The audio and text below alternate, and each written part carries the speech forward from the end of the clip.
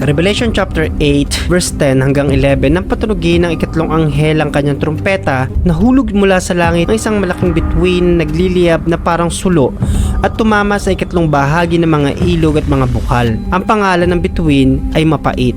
Kaya pumait ang ikatlong bahagi ng tubig at maraming taong namatay nang makakainom ng tubig na iyon. O isa kayo sa namamangha kapag may nakikita kayong bulalakaw, pagkakataong ito sa paghihip ng pangatlong trompeta, hindi magugustuhan ng mga tao ang mangyayari. Sapagkat malalaglag mula sa kalangitan ng bituin na tinatawag na Mapait, mahuhulog ito sa ikatlong bahagi ng mga ilog at bukal. Ang tubig sa bukal at ilog ay sobrang sariwa at kayang inumin ng tao. Ngunit sa pagtunog ng pangatlong trompeta, kapag bumagsak na yung mapait na bituin sa ikatlong bahagi ng mundo, mamamatay ang lahat na makakainom. Ano masasabi mo patungkol dito, kapatid? Let me know in the comment section. Follow and like kung naniniwala ka sa propesiya ng Biblia.